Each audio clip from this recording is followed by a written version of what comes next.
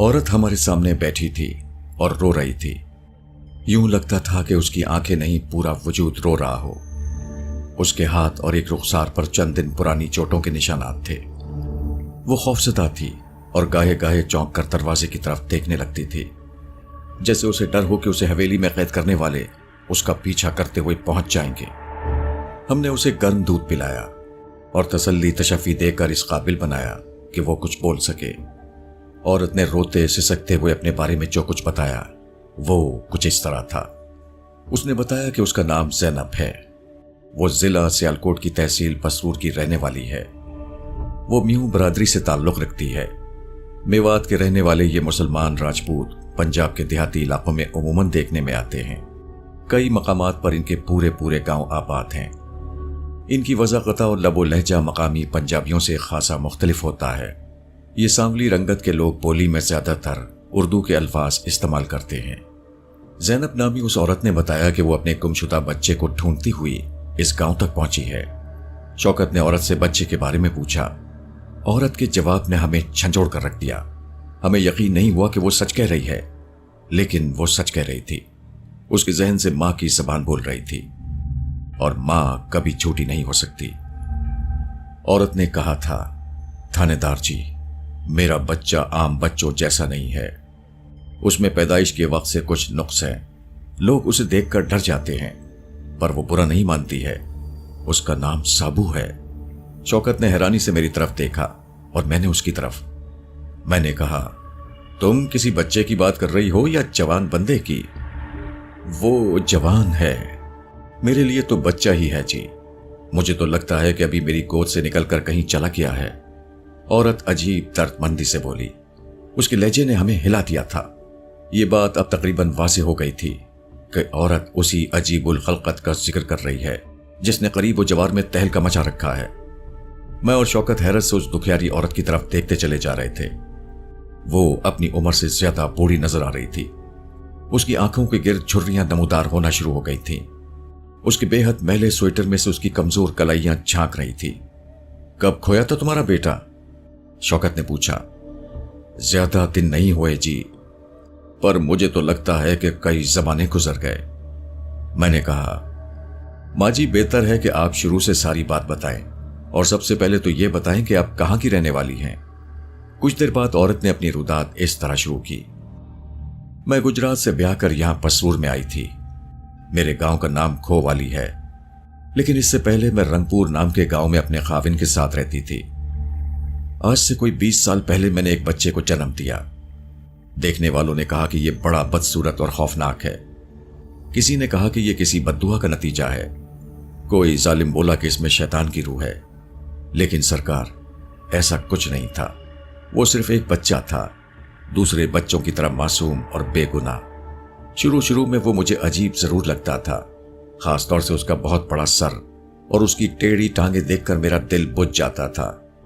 लेकिन जब उसने मेरा दूध पी लिया, मेरी गोद में खेल लिया और मेरे साथ लिपट कर सो लिया, तो मुझे वो इस तरह अच्छा लगने लगा जिस तरह हर माँ को अपना बच्चा अच्छा लगता है।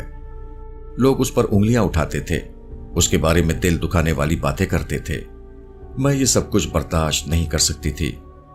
मैंने अपने बच्चे को चादर में छुपाया और रंगपुर गांव से लेकर दूर निकल गई। मेरा खाविन मेरा साथ नहीं छोड़ सकता था, उसे भी मेरे साथ आना पड़ा। रंगपुर से 15-20 कोस दूर हम खोवाली गांव से गुजर रहे थे जब वहां के नंबरदार चौधरी ने हमें देख लिया। नंबरदार चौधरी बड़ा खुदा तरस बंदा था।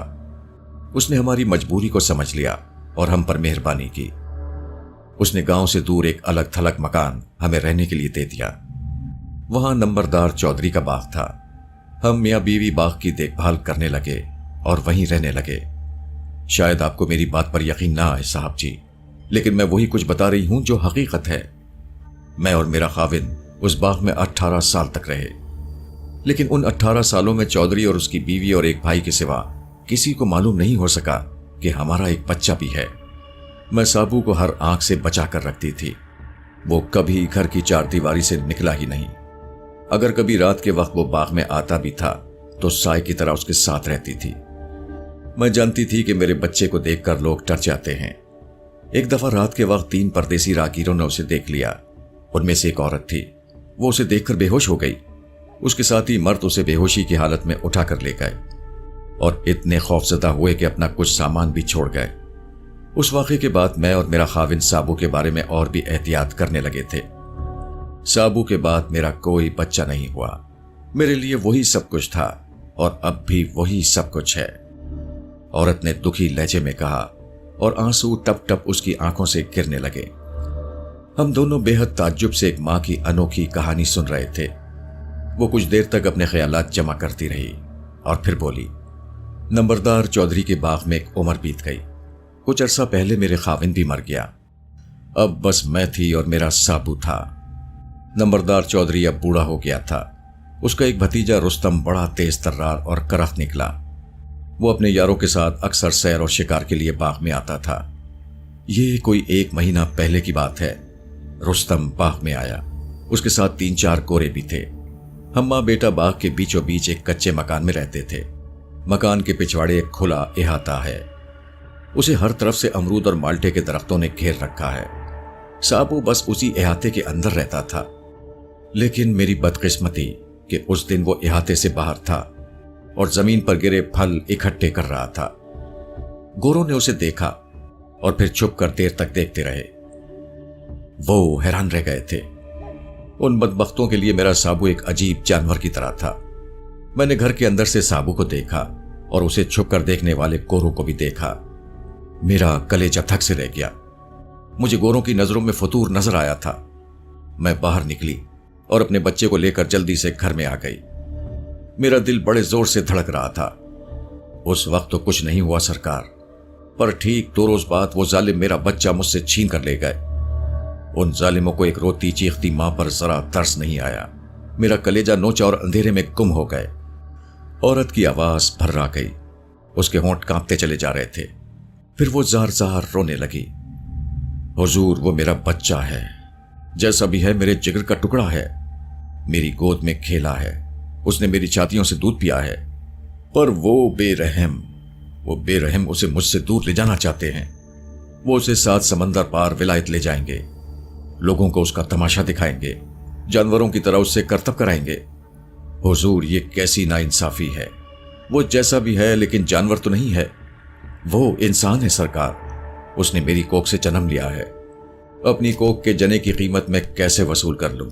भला कोई मां अपनी औलाद की कीमत वसूल कर सकती है? वो मुझे रुपया देते हैं सरकार। आप ही बताइए, कौन अपना खून बेच सकता है? कौन अपने जिगर गोशे के पैसे खड़े कर सकता है? सरकार, कौन कर सकता है ऐसा? ज़ैनब नामी वो औरत आंसुओं में भीगी हुई सवालिया नजरों से हमारे चेहरे तक रही थी। हमारे आसाब सुन थे। हमारे पास उसके सवालों का कोई जवाब नहीं था। शायद किसी मर्द के पास ऐसे सवालों का जामे जवाब नहीं हो सकता। ये मां के सवालात थे और उनका जवाब कोई मां ही दे सकती थी। वो मां जो उस वक्त भी बच्चे को प्यार करती है जब वो उसके पेट में होता है, जिसे वो अपने खून से सेंचती है, जो उसे देखने से पहले ही उसके साथ एक अरसा बसर करती है, उसकी मोहब्बत में गिरफ्तार होती है, और जब वो पैदा होता है तो लोगों के लिए नौमौलूद होता है, लेकिन मां के लिए उसकी उम्र 9 माह होती है। हम एक अजीब बच्चे की मां के रूबरू नहीं थे, हम सिर्फ एक मां के रूबरू थे। वो अजीम हस्ती जो अपने सीने में कायनात का सबसे ताकतवर जज्बा लेकर फिरती है। और मां चिल्ला रही थी, हुजूर, मेरे बच्चे की जान बचाएं। वो जालिम उसे 7 समंदर पार ले जाएंगे। मैं उसकी सूरत को तरस जाऊंगी। मैं जीते जी मर जाऊंगी हुजूर। उसके सिवा मेरा इस दुनिया में कोई नहीं, और ना मेरे सिवा उसका कोई दुनिया में है। हम दोनों मर जाएंगे सरकार, हम दोनों मर जाएंगे। हम शशदर थे। हमारी समात माऊफ हो रही थी। वो करीहुल सूरत शख्स जिसे देखकर लोगों की गिग्गी बनती थी, वो एक मां का लाडला बेटा था। उसकी ममता भरी आंखों का चांद था। वो अपने जिगर गोशे के लिए माहिए बेआब की तरह तड़प रही थी। उसके होंठों पर रोती बिलकती फरियाद थी, और ये फरियाद हमारी आंखों को भी नम कर रही थी। मेरे दिल की गहराइयों से सदा आई, असलम, ये एक औरत नहीं, ये एक मुकद्दस रिश्ता है जो तेरे सामने मौजूद है। आंसुओं में भीगा हुआ और फितरी जज्बों में गुंधा हुआ। इसे तेरी मदद दरकार है, और इसकी मदद करना हर उस शख्स पर फर्ज है जिसने किसी औरत की कोख से जन्म लिया है। मैंने जज्बात से मगलूब होकर उस खूबसूरत मां के कमजोर शाने पर हाथ रखा और भोले से कहा, माँ जी आप हौसले और सब्र से तफसील के साथ मुकम्मल बात बताएं। हम वादा करते हैं कि हमसे जो कुछ हो सका आपके लिए जरूर करेंगे। माँ ने उम्मीद भरी निगाहों से मेरी तरफ देखा और एक बार फिर आहों और सिसकियों के दरमियान अपनी बिपता बयान करना शुरू कर दी। औरत की गुफ्तगू खासी तवील थी।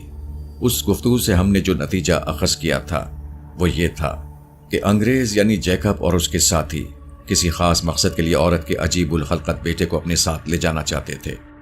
उन्होंने नंबरदार चौधरी के भतीजे रुस्तम के साथ मिलकर ज़ैनब और उसके बेटे साबिर पर शब खून मारा और साबू को उठाकर ले गए। लेकिन फिर यूं हुआ कि अजीबुल खलकत साबू ने रास्ते में खुद को छुड़ा लिया।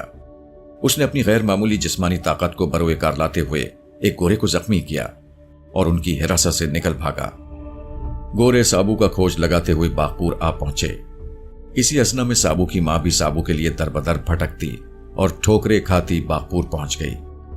बागपुर पहुंचने के बाद गोरे यानी जैकब वगैरह चौधरी अरबाब के यहां मेहमान ठहरे, क्योंकि उनका ताल्लुक तहसीलदार फिरोज अली टवाना से था। चौधरी अरबाब की हवेली में क़याम के दौरान ही जैकब और हार्डी ने ज़ैनब को देख लिया था। वो नींद दीवानों की तरह गांव की गलियों में घूम रही थी। जैकब ने खतरा महसूस किया और छोटे चौधरी आलमगीर की मदद से ज़ैनब को उठवाकर हवेली की बालाई मंजिल पर पहुंचा दिया। रात के वक्त यह काम इतनी राजदारी से हुआ कि किसी को कानो कान खबर न हो सकी। यहां तक कि हवेली के मुलाजमीन में से भी बस 2-3 को ही असल सूरत हाल का इल्म था। हवेली के कैद खाने में दुखियारी ज़ैनब अक्सर वाविला करती रहती थी और अपने साबू को पुकारती थी। उससे जान छुड़ाने के लिए शायद चौधरी उसके नातवां जिस्म को जिंदगी की कैद से आज़ादी कर देते। लेकिन एक और बात भी उनके जहन में थी। उनका ख्याल था कि शायद किसी मरहले में वैशी साबू को काबू करने के लिए उसकी मां की जरूरत पड़ जाए, या ये औरत किसी और तरीके से उनके लिए फायदेमंद साबित हो सके। यही वजह थी कि वो ना चाहते हुए भी उसे अभी तक जिंदा रखे हुए थे। हमने जो तज्जिया किया था, अगर वो दुरुस्त था और वो सब कुछ भी दुरुस्त था जो साबू की मां ज़ैनब बयान कर चुकी थी, तो फिर हालात एक खास रुख की तरफ इशारा कर रहे थे। साबू को हवालात से निकालने वाले चौधरी अरबाब और उसके अंग्रेज मेहमान ही थे, या यूं कह लें कि चौधरी अरबाब ने यह काम अपने अंग्रेज मेहमानों के लिए करवाया था और अब साबू उनकी तहवील में था। ऐन मुमकिन था कि वो लोग साबू को लेकर यहां से उड़नचू होने वाले हों। उनकी मंजिल कोई भी हो सकती थी, सरगोदा, लाहौर या फिर लाहौर से आगे कहीं और। हालात से इशारा मिलता था कि वो लोग अजीबुल खलकत साबू को लंदन ले जाने का इरादा रखते हैं। जैसा कि हम जानते थे, जैकब और हार्डी का ताल्लुक लंदन की एक मशहूर सर्कस कंपनी से था। इस बात का कवी इम्कान था कि वो लोग साबू को सर्कस के हवाले से ही लंदन पहुंचाना चाहते हों। मैंने कहा, यार शौकत, लगता है कि हमारे पास वक्त बहुत कम है। बाबे सादिक के मुताबिक जैकब वगैरह को यहां से रवाना हुए 8 घंटे हो चुके हैं।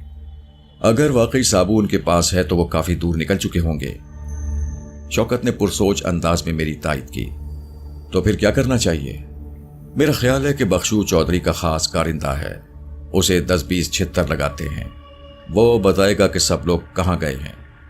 मेरे कुछ कहने से पहले ही शौकत ने एएसआई नजीर को हवेली की तरफ दौड़ा दिया। ज़ैनब हमारी तरफ मुसलसल फरियादी नजरों से देख रही थी। हम सरगोशियों में बात कर रहे थे। इसके बावजूद उसे शुबा हो चुका था कि हम उसके बेटे के बारे में कुछ कह रहे हैं। वो बार बार हमारे सामने हाथ जोड़ने लगती और इल्तिजा करने लगी कि हम उसे उसके साबू की शक्ल दिखा दें। माँ जी, वो हमारे पास होता तो हम 1 मिनट से पहले ही उसे आपके सामने ले आते। जिस तरह आप उसे ढूंढती फिर रही हैं, हम भी ढूंढ रहे हैं। वो कर रही। तो फिर जल्दी करो मेरे पुत्रों, पहले ही बहुत देर हो चुकी है। मैं तुम्हें कैसे बताऊं कि मेरे बगैर उसका क्या हाल होता है।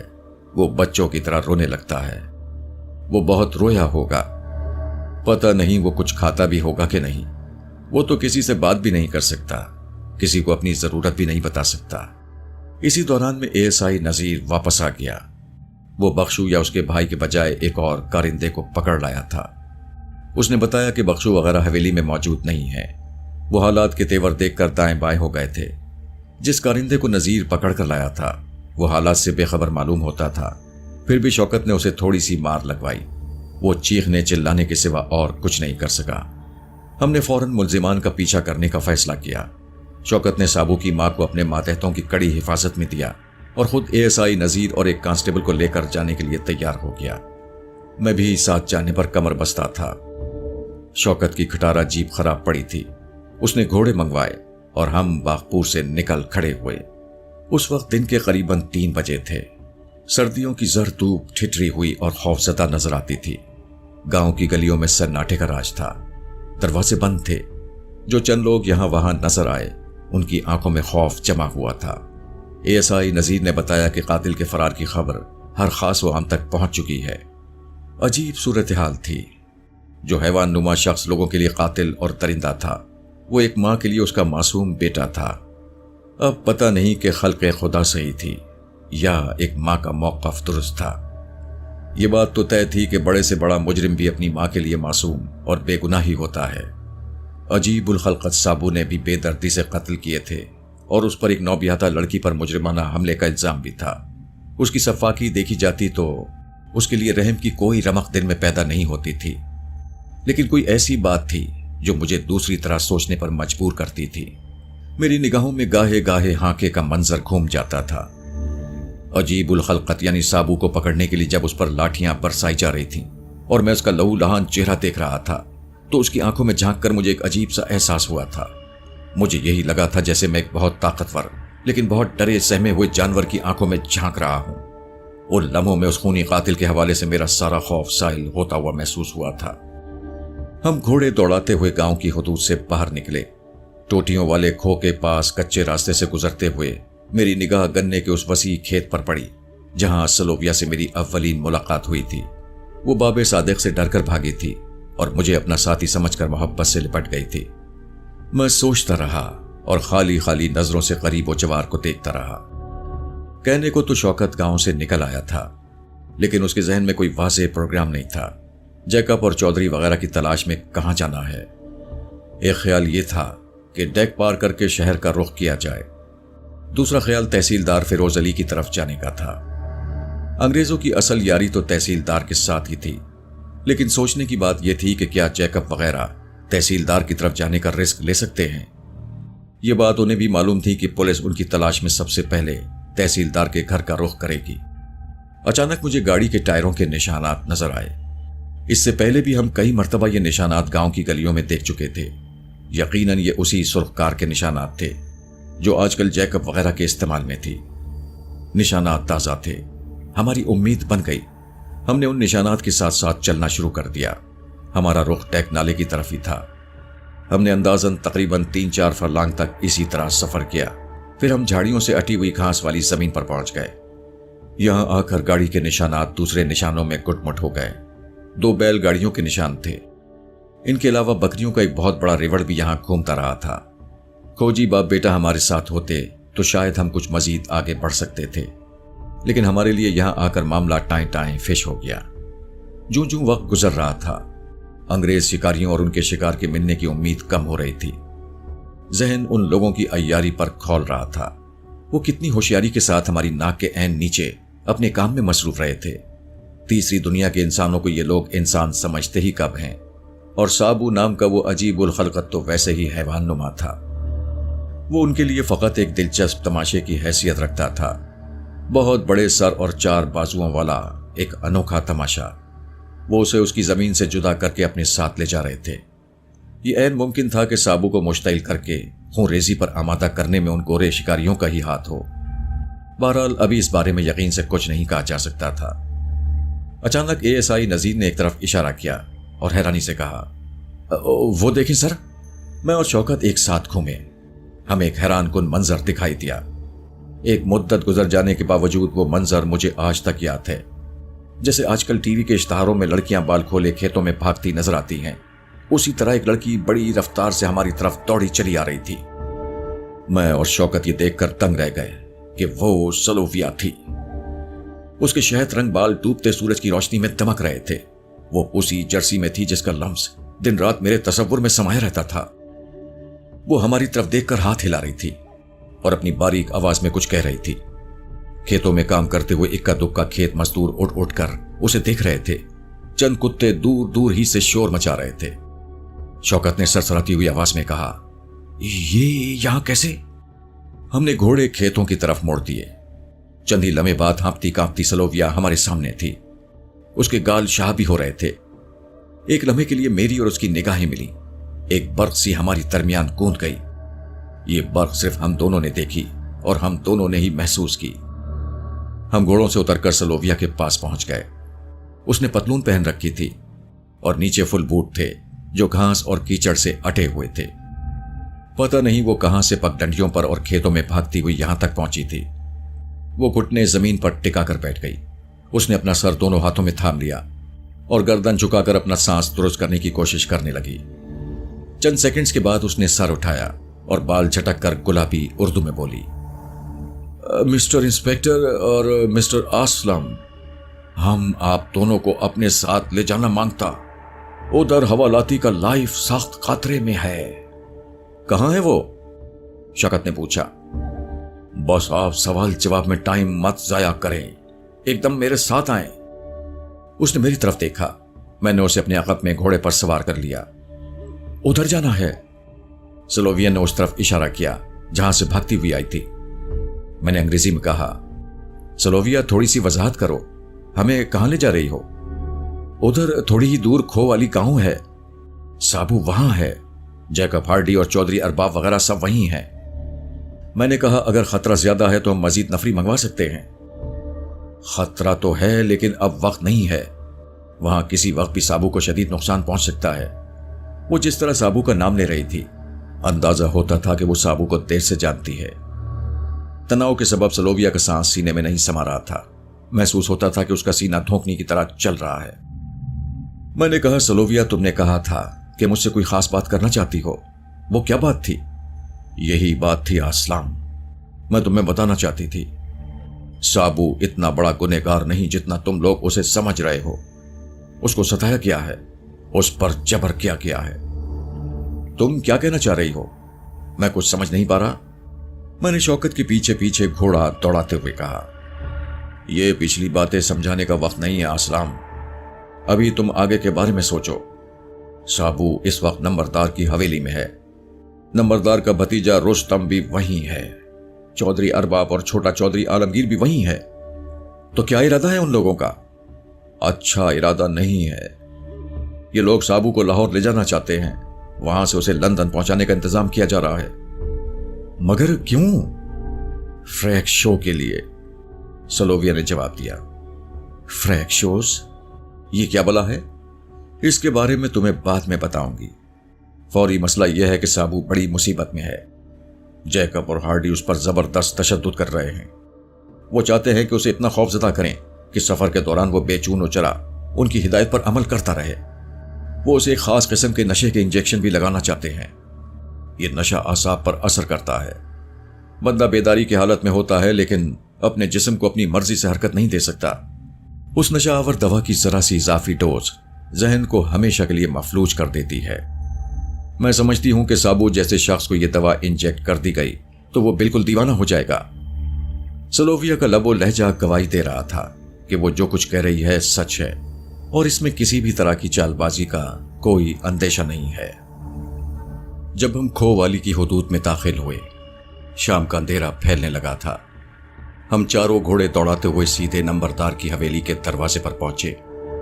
ये बड़ा फिल्मी सा मंजर था, लेकिन उस मंजर की संगीनी और हिद्दत सिर्फ हम ही महसूस कर सकते थे।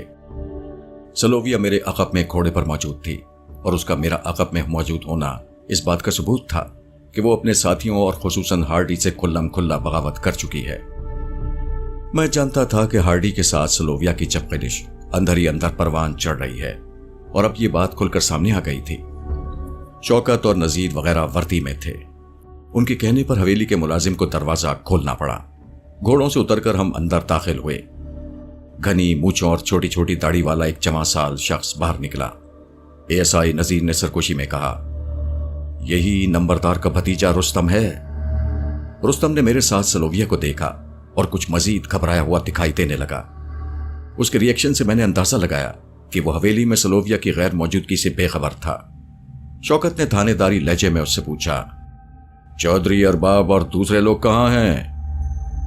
रुस्तम हकलाकर बोला, शौकत साहब, वो लोग थोड़ी देर पहले यहां से चले गए हैं। सलोविया बेधड़क चिल्लाकर बोली, ये झूठ बोलता है। हम की कार वहां खड़ी है, वो दीवार के पीछे। मैंने देखा कि सलोविया ठीक कह रही थी। सुरकार को एक बरामदे में छुपाने की कोशिश की गई थी, लेकिन उसका कुछ हिस्सा दीवार के पीछे से झांक रहा था। शौकत ने पलक झपकते ही अपना सरकारी रिवॉल्वर निकाल लिया। एएसआई नजीर ने भी तकलीद की। 2 रिवॉल्वरों की झलक देखकर रुस्तम सख्त खौफजदा नजर आने लगा। वो खुश्क होंठों पर जबान फेर कर बोला, आप पता नहीं क्या समझ रहे हो थानेदार साहब। यही वक्त था जब मेरी निगाह छत की तरफ उठ गई। एक बंदूक की नाली मुंडेर से झांक रही थी। मैंने पहलू में खड़े हुए शौकत को ठोका दिया और बंदूक के बारे में बताया। शौकत के चेहरे पर सुर्खी सी लहरा गई और वो पहले से ज्यादा चौकस नजर आने लगा। यही वक्त था जब पहला फायर हुआ। गोली सलोविया के सर के करीब से होती हुई आखिरी दीवार में पेवस्त हो गई। इससे पहले कि दूसरी गोली चलती, शौकत ने ताक कर जवाबी फायर किया। एक धमाके से शोला लपका और राइफल के अकब में नजर आने वाला सर झटके से पीछे गया। सीढ़ियों से एक शख्स लुढ़कता हुआ धड़ाम से नीचे आन गिरा। यह चौधरी अरबाब का बेटा यानी छोटा चौधरी आलमगीर था। गोली उसके रुखसार पर लगी थी और वो जानलेवा तौर पर जख्मी हो चुका था। अचानक सीढ़ियों की तरफ बालाई मंजिल पर चौधरी अरबाब नजर आया। वो बेटे के अंजाम पर बेहद मुश्तइल दिखाई देता था। उसकी सफेद मूछें जैसे तैश के आलम में फड़क रही थीं। उसने अपनी 303 राइफल सीधी की और एक बड़क के साथ मुझ पर फायर कर दिया। शोला निकलने से पहले ही मैं छलांग लगाकर एक सुतून की आड़ में हो गया। गोली सनसनाती हुई मेरे आसपास से गुजरी। कोई कुत्ता बचकर न जाए, चौधरी अरबाब की गजबनाक चिंगाड़ सुनाई थी। एक दूसरी आवाज ने पुकार कर कहा, फाटक बंद कर दो। यह गालिबन रुस्तम की आवाज थी। देखते ही देखते ताबड़तोड़ फायरिंग शुरू हो गई। मैं और सलोविया 2 जुड़े हुए सतूनों की महफूज आड़ लेने में कामयाब रहे थे। एएसआई नजीर भी हमारे साथ था। शौकत और हेड कांस्टेबल एक दीवार की ओट में थे। यूं ही अंधाधुंध फायरिंग शुरू हुई। नजीर ने अपने स्वेटर के नीचे से एक रिवॉल्वर बरामद किया और मेरे हाथ में थमा दिया। इसके साथ ही मुट्ठी भर गोलियां भी उसने मेरी जेब में ठोंस दी। मैं भी बिला तामुल इस मार्के में शामिल हो गया।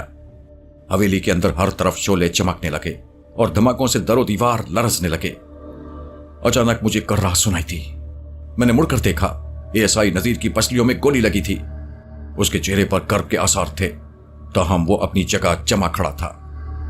अचानक मेरे रिवॉल्वर से टर्च टर्च की आवाज आने लगी। चैम्बर खाली हो चुका था।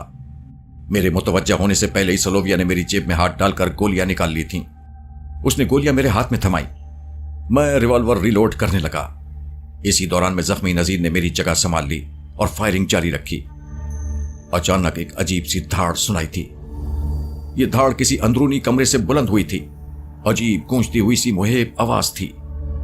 मैं एक लम्हे में जान गया, ये अजीबुल खलकत साबू था। मैंने चंद सेकंड तक सोचा, फिर हौसला जमा किया। सलोविया को आगे किए बगैर मैं सुतून की आड़ से निकला और तेजी से फायरिंग करता हुआ साबू की तरफ दौड़ा। अब सोचता हूं तो थोड़ा सा ताज्जुब ही होता है। मैंने अपनी हिम्मत से बढ़कर काम किया था। 8-10 गज का फासला तय करते हुए मैंने पूरा चैम्बर खाली कर दिया और एक तारीक कमरे में पहुंच गया। आवाज साथ वाले कमरे से आ रही थी। मैंने उस कमरे का दरवाजा खोला। मेरे सामने लालटेन की रोशनी में साबू रस्सियों से जकड़ा कच्चे फर्श पर पड़ा था। उसके वसीउ अरीज जिस्म पर खद्दर का खुला सा लिबास था। उसके होंठों से खून रिस रहा था। मैंने एक लम्हा जाया किए बगैर अपना जेबी चाकू निकाला और तेजी से साबू की बंदिशें काटना शुरू कर दी। चाकू तेज था।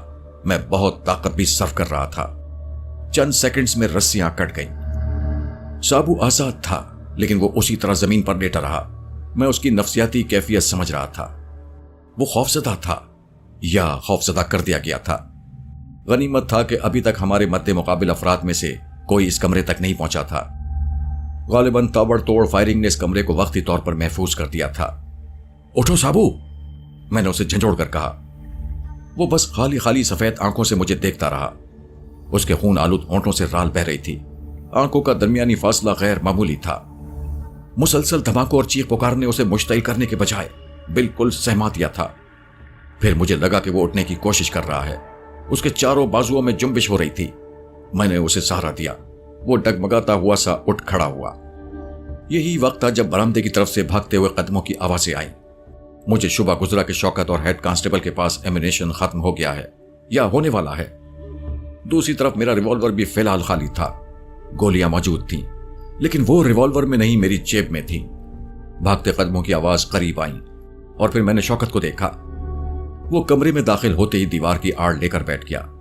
गोली उसके 38 बोर रिवॉल्वर में फंस गई थी। वो उसे निकालने की कोशिश कर रहा था। उसके चेहरे पर चिल्लाहट थी। अपना रिवॉल्वर दो, शौकत ने मुझे मुखातिब करके तेजी से कहा। इससे पहले कि मैं जवाब में कुछ कहता या करता, सलोविया की चीखती हुई आवाज आई। फिर वो भागती हुई कमरे में घुस आई। सलोविया के अकब में भिपरा हुआ हार्डी था। उसकी आंखों में वहशत नाच रही थी। सलोविया भागकर हमारे अकब में आई तो हाँफता हुआ हार्डी रुक गया। हार्डी के पीछे ही पीछे कम से कम 6 मुसल्ला आदमी थे। 2 के हाथों में पर्चियां थीं और बाकी चमकती लाठियों से मुसल्ला थे। उनके पीछे जैकब और स्मिथ भी नजर आ रहे थे। एक बार फिर ड्रामाई सूरत हाल पैदा हो गई थी। इस वसी कमरे में सलोविया, साबू, शौकत और मैं साथ साथ खड़े थे। दूसरी तरफ चौधरी अरबाब और उसका हमनवा थे। अपने बेटे के जिस्म को देखने के बाद चौधरी अरबाब की आंखों में लहू उतरा हुआ था। वो शॉटगन लहराकर हार्डी से बोला, तुम इस लड़की के टुकड़े कर दो, मैं इस हरामी थानेदार की टांगे चीरता हूं। एक लम्हे के लिए मुझे लगा कि उस छत के नीचे हम सबकी मौत का वक्त आ गया है। मैंने चौधरी अरबाब की शॉटगन शौकत की तरफ उड़ते देखी। शौकत जो मेरा जिग्र था, जिसकी मोहब्बत लड़कपन से मेरे लहू में शामिल थी। चौधरी के हाथ में थमी हुई मौत शौकत की तरफ उड़ गई थी। शौकत का फासला चौधरी से ज्यादा था, जबकि मेरा कम था। मैं चौधरी पर झपट सकता था। इस झपट में ताखीर का मतलब मौत के सिवा और कुछ नहीं था। मैंने 2 कदम भागकर छलांग लगाई और चौधरी अरबाब के ऊपर जा गिरा। शॉटगन की नाल मेरी बगल में से होती हुई छत की तरफ उड़ गई। चौधरी ने गिरते हुए ट्रैकर दबाया और छर्रों की बौछार छत की लकड़ी में घुस गई। मेरा अंदाजा था कि अब मेरे सर पर क़यामत टूट पड़ेगी। लाठी बरदार पूरी वहशत के साथ मुझ पर झपट पड़ेंगे, लेकिन मेरा यह अंदाजा दुरुस्त साबित नहीं हुआ। मेरा सर लाठियों की जानलेवा खटाखट से महफूज रहा। मैंने गर्दन घुमा कर देखा। लाठी बरदार वो गलती कर चुके थे जिसकी मैं तवक्को कर रहा था, और ये एक संगीन गलती थी। उन्होंने शहजोर साबू पर हमला किया था। मैं जानता था साबू सख्त ज़दा है। वो उस वक्त सख्ते से निकलेगा जब उसकी जान को खतरा लाहक होगा। उसकी जिद्दोजहद उसको दरपेश खतरे से मशरूत थी। मेरे देखते ही देखते चंद लाठियां साबू के सर पर पड़ी। उसने पहले अपने आप को बचाने की कोशिश की, फिर एक चिंगाड़ के साथ लाठी बरदारों पर पिल पड़ा। उसका अंदाज इंतहाई वहशियाना था।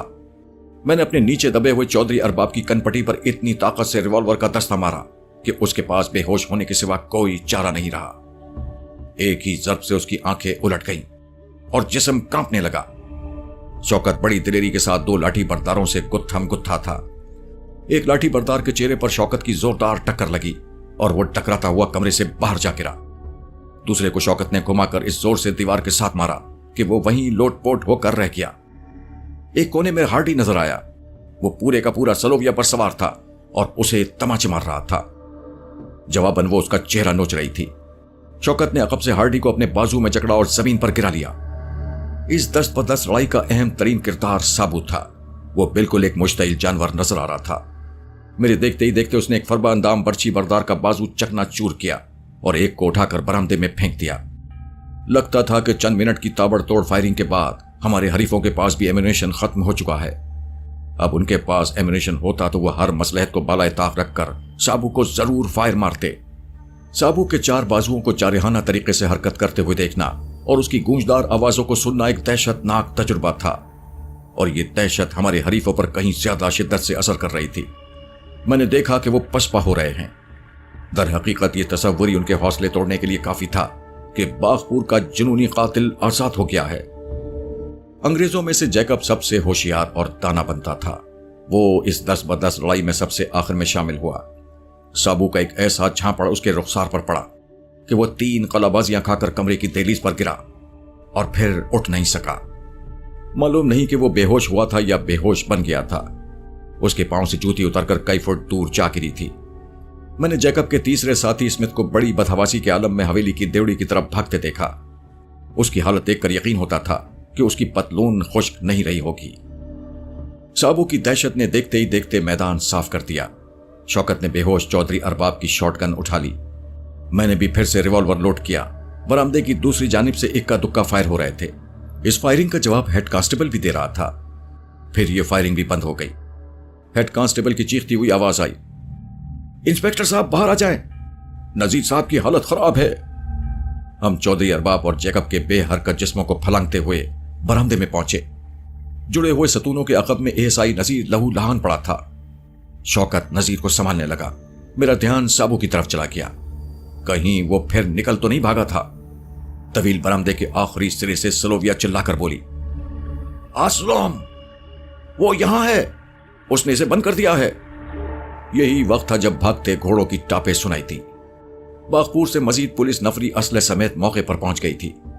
पुलिस वाले सरासीमा तेजी से आ रहे थे। ये बड़ी बरवक्त कुमक थी। मुझे यकीन हो गया कि अब हम हालात पर काबू पा लेंगे। हार्डी का कहीं पता नहीं था। स्मिथ की तरह वो भी मौके से निकल भागा था। उस खबीस ने सलोविया को बड़ी वहशत से नोचा खसोटा था। सलोविया के जिस्म पर मेरी महबूब चरसी तार तार हो गई थी और गिरेबान भी फट गया था। शौकत ने एक गर्म चादर उठाकर सलोविया को दी ताकि वो खुद को ढांप सके। अंदरूनी कमरे से साबू की धाड़ें साफ सुनाई दे रही थी। वो बार बार अंदरूनी कमरे के आनी दरवाजे पर भी दो हथौड़ बरसा रहा था। हर तरफ बारूद की तेज बू थी और जगह जगह गोलियों के खोल बिखरे हुए थे। अब परेशानी इस बात की थी कि साबू को काबू में कैसे किया जाए। कमरे का दरवाजा बेशक लोहे का था, लेकिन खिड़कियां लकड़ी की थीं और उनमें बाहर की तरफ फकत जाली लगी हुई थी। साबू किसी वक्त भी इन रुकावटों को दरहम बरहम कर सकता था।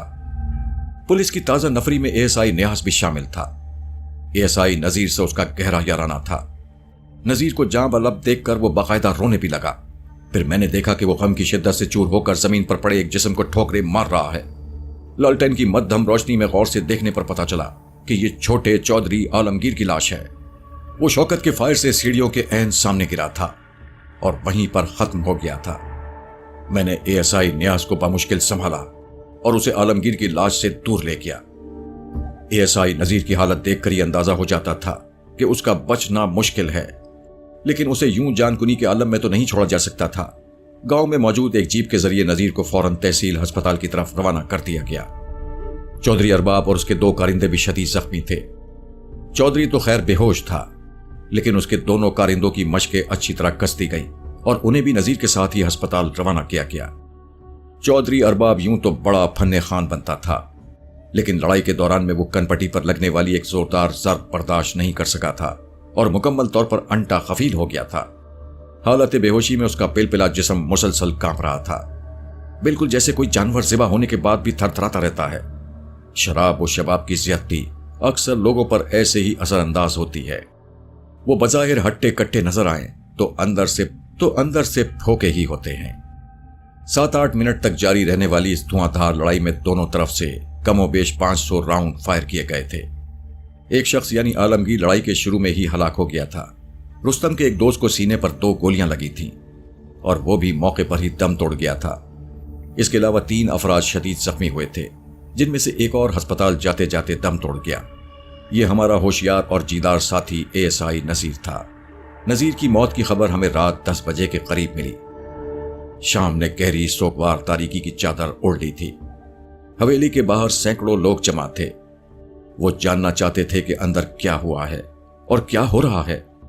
साबू ने बंद कमरे के अंदर जो चीखम धाड़ मचा रखी थी, उसकी बाज़गश्त हवेली से बाहर तक सुनी जा रही थी। ये आवाजें खो वाले गांव के बाशिंदों के हरास में इजाफा कर रही थीं। हवेली के कोनों खदरों में छुपे हुए 2 और बंदे पकड़ लिए गए। शौकत ने गहरी सांस लेते हुए कहा, वो दोनों हरामी हार्डी और इस्मत निकल भागे हैं। चलो, बड़ा मुजरिम तो हमारे पास है। मेरी मुराद जैकब से थी। अचानक एक नए ख्याल के तहत मैं चौंक गया। जैकब को साबू का तूफानी झापड़ पड़ा था और ये झापड़ खाकर वो कमरे की दहलीज पर गिरा था और उठ नहीं सका था। मालूम नहीं कि वो बेहोश हो गया था या बेहोश बन गया था। बहरहाल असल मसला ये था कि जैकब कहाँ है। अगर वो उसी कमरे में रह गया था जिसमें सलोविया ने साबू को बंद किया था, तो फिर ये बहुत खतरनाक था। मैंने सलोविया से पूछा, जैकब दरवाजे के अंदर है या बाहर? क्या मतलब?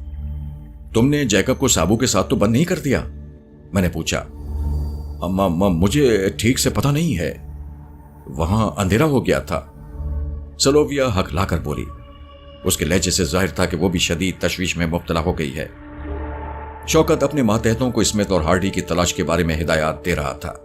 मैं सलोविया और 2 राइफल बरदारों को साथ लेता हुआ हवेली के उस हिस्से की तरफ बढ़ा जहां मुश्तइल साबू को बंद किया गया था। आनी दरवाजे के पीछे उसकी जारियत बढ़ती चली जा रही थी।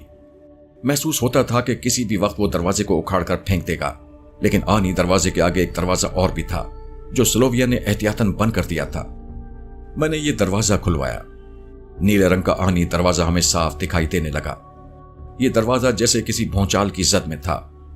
लगता था कि अभी चौखट समेत उखड़कर पहले कमरे में आ गिरेगा। इसका मतलब था कि जैकब दूसरे कमरे में साबू के साथ है। चंद सेकंड्स के बाद इसकी तस्दीक हो गई। साबू की चिंगाड़ों के साथ साथ हमें एक दबी हुई आवाज भी आई। स्लोविया रूहानी आवाज में बोली, जैकब अंदर है, अब क्या करें? इतने में शौकत भी पहुंच गया। स्लोविया का सफेद चेहरा देखकर उसने पूछा, क्या हुआ है? जैकब अंदर है, वो मदद के लिए पुकार रहा है, स्लोविया ने कहा। पुकारने दें उसे, ये सारा किया धरा उसी का है, शौकत ने फुंकार कर कहा। जैकब की चीखती हुई आवाज हमने साफ सुनी, हेल्प! आवाज के आन से अंदाजा होता था कि वो कमरे के अंदर ही किसी ऊंची जगह पर चढ़ गया है और खुद को साबू की मौलिक दस्तरस से बचाने की कोशिश कर रहा है। यकीनन ये जैकब के लिए निहायत खतरनाक सूरत हाल थी। वो किसी भी वक्त साबू की वहशत का शिकार हो सकता था। कुछ समझ में नहीं आ रहा था। अगर आनी दरवाजा खोला जाता तो साबू को जख्मी किए बगैर काबू करना मुमकिन नहीं था। ऐन मुमकिन था कि उसे गोली मारकर जख्मी करना पड़े। वो बिल्कुल वैशी हो रहा था। मैं और शौकत एक दूसरे की तरफ सवालिया नजरों से देखने लगे।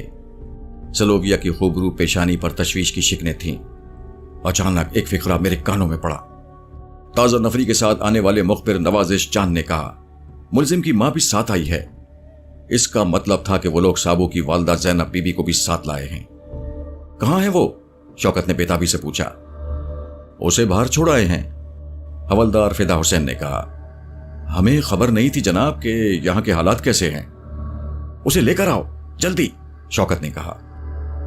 2 मिनट बाद रोती सिसकती जैनब हमारे रूबरू थी। उसने हवेली में दाखिल होने से पहले ही अपने बेटे की पुकार सुन ली थी। उसके चेहरे पर ममता टूट कर बरसने लगी, और सिर्फ चेहरा ही नहीं, उसका तो पूरा जिस्म ही ममता की फुहार में भीगा हुआ था। वो मुझे और शौकत को देखते ही दुहाई देने लगी, मुझे मेरे पुत्र के पास जाने दो, खुदा के वास्ते मुझे उसके पास जाने दो। मैंने उसे बमुश्किल दरवाजे की तरफ बढ़ने से रोका। शौकत बोला, माँ जी वो बिफरा हुआ है, कुछ भी कर सकता है। अभी हम दरवाजा नहीं खोल सकते। खुदा के लिए दरवाजा खोल दो, वो मर जाएगा, वो रो रो कर मर जाएगा, वो भूखा है, वो तकलीफ में है, मुझे उसके पास जाने दो। उसकी आवाजें शायद अंदर मौजूद साबू तक भी पहुंच गई थी। दरवाजे के साथ ही उसकी जोर आजमाई भी उरूज पर पहुंच गई थी। वो नाकाबिल फहम आवाजों में अपनी मां को पुकार रहा था, जैसे एक छोटा सा बच्चा अपनी मां की गोद और उसके दूध के लिए तरस रहा हो। कितना बड़ा तजाद था ये, कैसा मुअम्मा था। कहां एक सफाक कातिल, एक इज्जत का लुटेरा, कहां ये रोता पिलकता वजूद। आनी दरवाजे के गब से बुलंद होने वाली आवाजों का कर्ब मैंने महसूस किया, और मेरे दिल ने कहा कि हमें बेजा खौफ का शिकार नहीं होना चाहिए। मैंने शौकत का कांधा दबाते हुए धीमे लहजे में कहा, शौकत, मेरा ख्याल है कि हमें माँ जी की बात मान लेनी चाहिए। मेरा दिल कहता है कि ये साबू को संभाल लेंगी, लेकिन अगर ना संभाल सकी तो? शौकत के होंठ खुश्क हो रहे थे। फिर हम कोशिश करेंगे, हवलदार फिदा हुसैन ने घिघियाई हुई आवाज में कहा। जनाब, मैं तो कहता हूं कि दरवाजा खोलने से पहले सच्चे साईं के किसी प्यारे को बुला लें। इन हवाई चीजों में बड़ी ताकत होती है। इस खूनी में भी हवाई चीजों का जोर आया हुआ है। साबू की पुकार के पस मंजर में एक बार फिर जैकब की चीखती हुई आवाज आई, बचाओ, प्लीज मुझे बचाओ। शौकत, हमें ज्यादा देर नहीं करनी चाहिए। शौकत चंद सेकंड तक तजब्जुब में रहा, फिर उसने रिवॉल्वर दोबारा अपने हाथ में ले लिया। मुझे मुखातिब करते हुए बोला, चलो फिर आगे बढ़ो, अपने हाथ से खोलो। मैंने खुद आगे बढ़ने के बजाय माँ जी के कंधे पर हाथ रखा और उन्हें लेता हुआ दरवाजे की तरफ बढ़ा। दरवाजा खोलो माँ जी, मैंने मुस्तहकम लहजे में कहा। माँ जी ने कांपते हाथों से दरवाजा खोला। मैं चंद कदम पीछे हट गया। हैबतनाक साबू 8-10 गज की दूरी पर मौजूद था। उसका फैला हुआ जिस्म किसी गोरीले की तरह था। बालों भरे चारों बाजू मुतहर्रिक थे। वो आगे बढ़ा। मां बाजू फैलाकर पूरी जान से उसके साथ लिपट गई। वो उसे चूमने लगी, सहलाने लगी और समेटने लगी। साबू की करनाक धाड़ें पहले बुलंद हुईं, फिर मध्यम पड़ने लगीं। उसके तने हुए आसाब जैसे ढीले पड़ने लगे। वो उसे पुचकारने लगी। उसके हैबतनाक सर को होंठों से छूने लगी। वो पुरसुकून होने लगा। अपनी मां के बाजुओं में छुपने लगा, जैसे चूजा मुर्गी के परों में पनाह लेता है। ये एक ऐसा मंजर था जिसके अनोखेपन को लफ्जों में बयान करना शायद मुमकिन ही नहीं। इस रिक्कत आमेज कैफियत को बस महसूस किया जा सकता था, और हम कर रहे थे। आतिशी असला साबू और उसकी मां की तरफ उठा हुआ था, मगर असला थामने वाले भी कुछ देर के लिए अपने असले को फरामोश करके इस मंजर में महफ हो गए थे। दफतन चमका सा हुआ। कोई लपक कर कमरे से बाहर आ गया। ये जैकब था। उसकी हालत पतली हो रही थी। मदद के लिए चीख चीख कर उसका गला बैठ गया था। उसके दाएं रुखसार पर उंगलियों के गहरे सुर्ख निशान थे। यह वो झापड़ था जिसे खाकर जैकब की कलाबाजियां लगी थीं। शौकत के इशारे पर पुलिस एहलकारों ने जैकब को हिरासत में ले लिया। जैकब ने कोई एहतजाज नहीं किया। शायद उसमें एहतजाज की सकत ही बाकी नहीं थी। मैंने कनखियों से सलोविया की तरफ देखा। उसने जैकब के चेहरे पर निगाह डालना भी गवारा नहीं की। वो हार्डी समेत अपने तीनों साथियों से बेहद बदजन नजर आती थी। उसकी सारी तवज्जो मां और बेटे के मिलाप की तरफ थी, और यह मिलाप वाकई देखने के काबिल था। वो बेटा जिसे हाथ लगाने से भी कराहियत आती थी, मां के सीने से लिपटा हुआ था। वो बड़ी मोहब्बत से उसका बदवजा चेहरा चूम रही थी। फिर वो इस तरह बैठ गई कि साबू का चौड़ा चकला वजूद उसके सामने आ गया, और साबू का सर उसकी गोद में महसूस होने लगा। वो साबू के होंठों से बहने वाली राल अपनी ओढ़नी से पोंछने लगी और अपने आंसू उसके सर पर गिराने लगी। शौकत का चेहरा पथरीला सा महसूस होने लगा। मैं जानता था कि वो अपने फर्ज की अदायगी के बारे में सोच रहा है, और फर्ज ये था कि साबू के हाथों में हथकड़ी होती, लेकिन ये हथकड़ी और बेड़ी उसे कौन पहना था? क्या किया जाए? शौकत ने मेरी तरफ देखते हुए सरगोशी की। मेरा ख्याल है कि थोड़ा सा इंतजार किया जाए। हाँ, एक काम हो सकता है। शौकत का चेहरा नए ख्याल से चमक गया। खाने में कोई नशे वाली चीज मिलाई जा सकती है। मैंने ताईदी अंदाज में सर हिलाया। शौकत ने माँ जी को इशारा किया, और हम साबू को लेकर एक दूसरे कमरे में आ गए। साबू को चलते फिरते देखना एक अजीब तजुर्बा था। हम तो इस तजुर्बे के थोड़े से आदी हो गए थे, लेकिन जो पहली बार उसे देखता था भौंचक्का रह जाता था। वो अपनी टेढ़ी लेकिन निहायत मजबूत टांगों के साथ डोलता हुआ चलता था, और चलते हुए उसके हलक से हल्की सी आवाज भी निकलती थी। हमने अभी तक उसके मुंह से बस हूं हां और हू की आवाजें ही सुनी थीं, लेकिन उसकी मां इन आवाजों से उसका पूरा मतलब जान जाती थी। जैकब वगैरह ने उसे खद्दर का जो चुगासा पहनाया था, वो उसके घुटनों से नीचे तक जा रहा था। चुगे से नीचे साबू की टेढ़ी पिंडलियां और भद्दे पांव नजर आते थे। चुगे पर एक दो जगह खून के धब्बे भी थे। ये धब्बे उस मारपीट की अलामत थे जो कुछ देर पहले तक साबू से जारी रखी गई थी। तकरीबन 1.5 घंटे बाद साबू हवेली के एक कमरे में कच्चे फर्श पर लंबा लेटा था, और उसके हलक से खर्राटों की मध्यम आवाज बुलंद हो रही थी। पुलिस वालों ने चांद की मदद हासिल की थी, और गांव के अंदर से एक हकीम साहब से अफीम का जौहर हासिल किया था। उस दवा की मुनासिब मिकदार दूध में मिलाकर साबू को पिलाई गई थी। हम उसे पहली बार इतने करीब से और इतने इत्मीनान से देख रहे थे। वो खतरनाक हद तक ताकतवर और मजबूत था। उसके जिस्म पर मौजूद लंबे बालों ने एक बार फिर मुझे जवां साल सोहरा की दर्दनाक मौत याद दिलाती। उस बदनसीब की गर्दन से ऐसे ही बाल चिपके हुए पाए गए थे। और फिर मुझे रहमत की नौब्याहता दुल्हन असमत का बयान याद आ गया। उसे साबू ने जिनसी ख्वाहिश के तहत बुरी तरह कुचला मसला था। उसकी किस्मत अच्छी थी कि उसकी इज्जत और जान बच गई थी, वरना अहन मुमकिन था कि वो नाजुक बदन इज्जत के साथ साथ जान से भी हाथ धो बैठती। असमत ने बताया कि हमलावर के जिस्म से सख्त नागवार बदबू के भभके उठ रहे थे। यकीनन ये वही बू थी जो हम अब भी साबू के करीब से महसूस कर रहे थे। जब मैंने इन वाकयात के बारे में सोचा तो जमीन पर बदमस पड़े उस हैवान नुमा वजूद से कराहत कूद कर आई। शौकत ने हथकड़ी और बेड़ी मंगवा ली थी। लोहे की खड़खड़ाहट सुनकर दुखियारी मां ने चौंक कर हमारी तरफ देखा। शौकत हथकड़ी लेकर साबू की तरफ बढ़ा तो वह दीवार बनकर रास्ते में खड़ी हो गई। नहीं जी थानेदार जी, नहीं, मेरे पुत्र के साथ बड़ा जुल्म हुआ है। अब इस पर और जुल्म ना करो, ये मर जाएगा थानेदार जी। इस पर और मुझ पर रहम करो।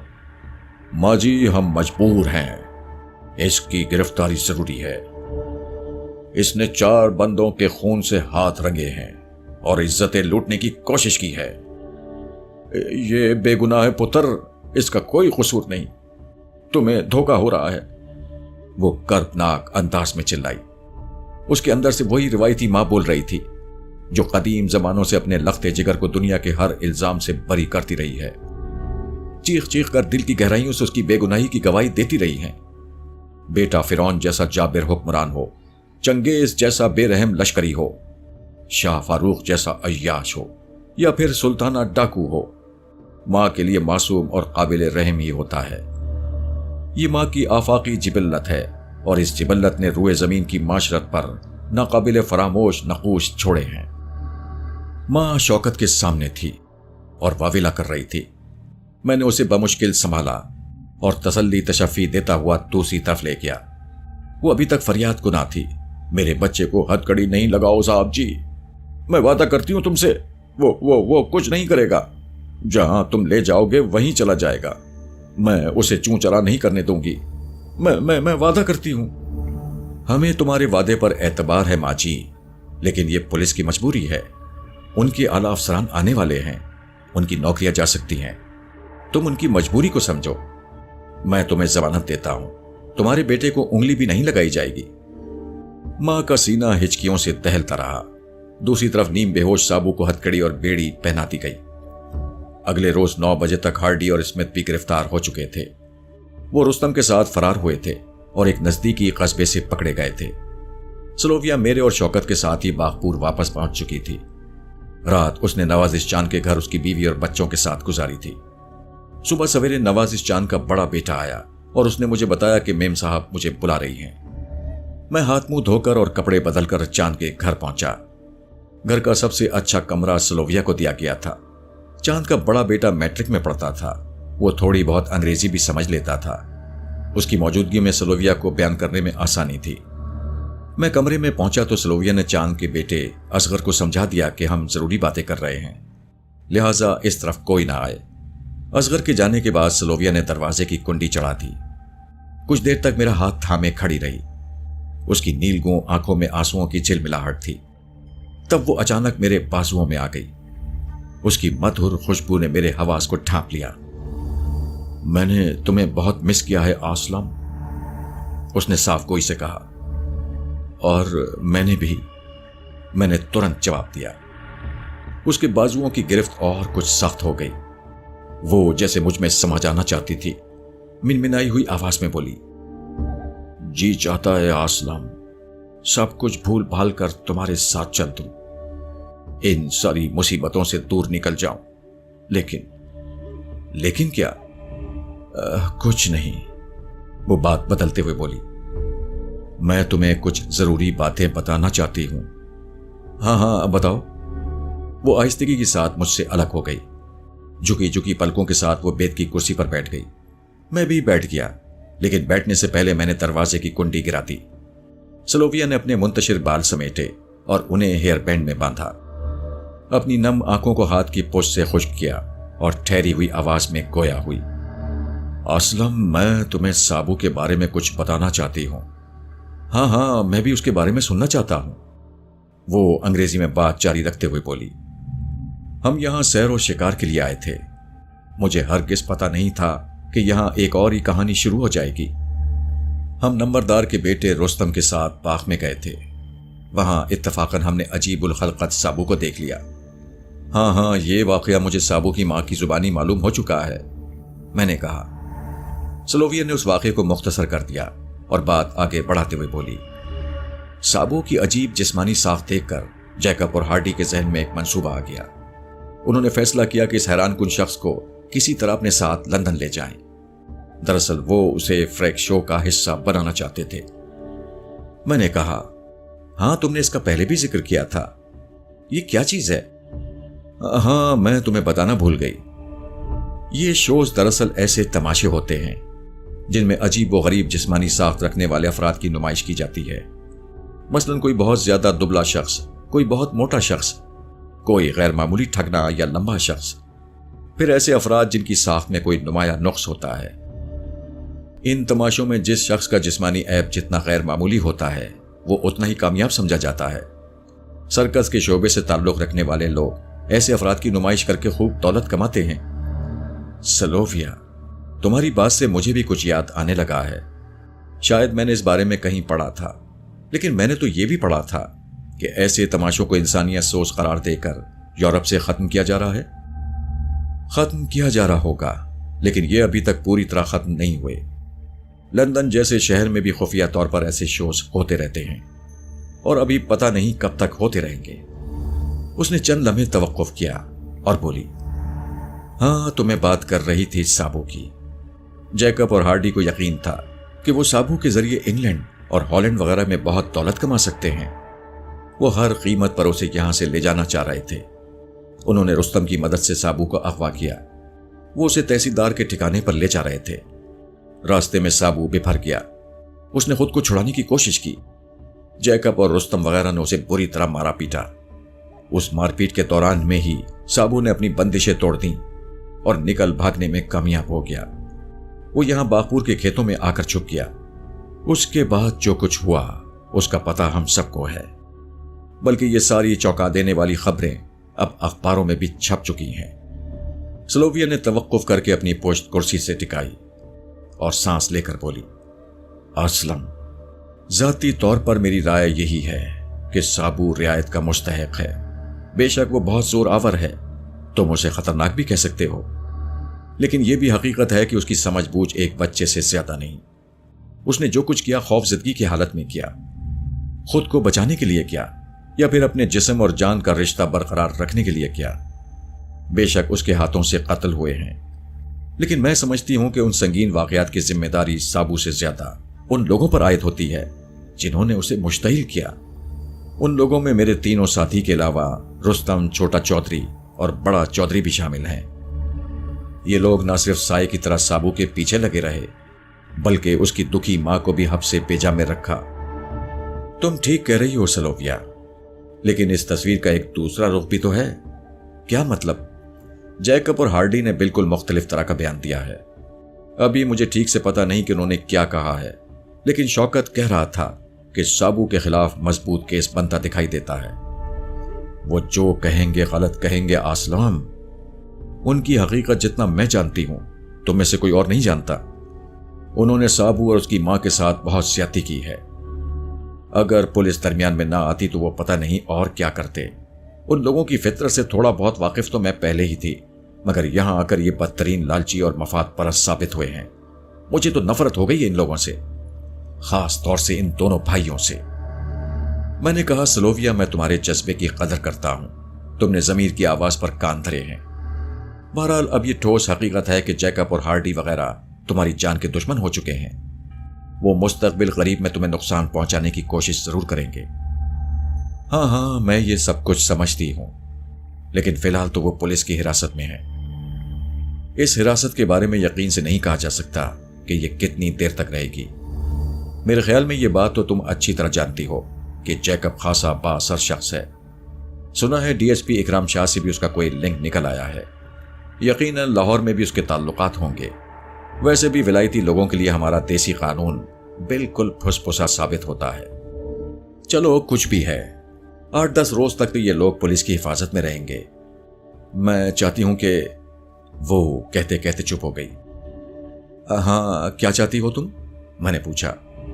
اس نے میری آنکھوں میں دیکھا اور پھر حوصلہ جمع کر کے بولی، میں چاہتی ہوں کہ 1 ہفتے کے اندر اندر واپس چلی جاؤں۔ وہاں اسکاٹ لینڈ میں میرے ایک انکل رہتے ہیں۔ جیکب اور ہارڈی کو ان کے بارے میں کچھ معلوم نہیں۔ میں خاموشی سے وہاں 2-3 سال گزار سکتی ہوں۔ میرے دل میں جیسے کوئی چیز چھناکے سے ٹوٹ گئی۔ اپنے اندر کی ہلچل پر میں نے بامشکل قابو پایا۔ وہ اداس نظروں سے میرا چہرہ تک رہی تھی۔ میں نے گہری سانس لیتے ہوئے کہا، پھر 2-3 سال بعد کیا کرو گی؟ مجھے نہیں لگتا کہ ہارڈی اتنی آسانی سے تمہارا پیچھا چھوڑے گا۔ میں نے اس کی آنکھوں میں تمہارے لیے بڑا قہر دیکھا ہے۔ میرا ارادہ ہالینڈ میں آباد ہو جانے کا ہے، وہ کھوئے کھوئے لہجے میں بولی۔ وہاں میری والدہ کے قریبی رشتہ دار آباد ہیں۔ شاید میں نے تمہیں نہیں بتایا کہ میری والدہ ڈچ تھیں۔ وہ میرے والد سے پہلے ہی فوت ہو گئی تھیں۔ میں خاموش ہو گیا، وہ بھی خاموش ہو گئی۔ खिड़कियों से बाहर दूर कहीं खेतों में डीजल इंजन की कूकू सुनाई दे रही थी। पास के कच्चे रास्ते पर मवेशी अपने गले की घंटियां बजाते रवां दवां थे। एक गहरी सांस लेकर मैंने कहा, हॉलैंड जाकर क्या करोगी? वो अजीब उदासी भरे लहजे में मुस्कुराई। कोई अच्छा सा डच देखकर शादी कर लूंगी, उसके साथ मिलकर घर चलाऊंगी, उसके बच्चों की मां बनूंगी और इतवार को गिरजे में जाकर जहां और बहुत सी दुआएं मांगूंगी, वहां एक दुआ और भी मांगूंगी कि दूर पाकिस्तान में रहने वाला एक शख्स हमेशा खुश रहे, हमेशा मुस्कुराता रहे। वो शख्स जिसने मुझे मोहब्बत के एक नए मफहूम से आशना किया, वो सिर्फ चंद दिन मेरे साथ रहा, लेकिन जिसकी खुशबू ने मेरी पूरी जिंदगी को ढांप लिया। मेरी आंखों में नमी आ गई। मैंने सलोविया की तरफ से रुख फेर लिया। वो शायद मेरी तरफ देख रही थी। कुछ देर बाद बोली, क्या सोच रहे हो असलम? मैंने अपनी नम आंखों की परवाह किए बगैर उसकी तरफ देखा।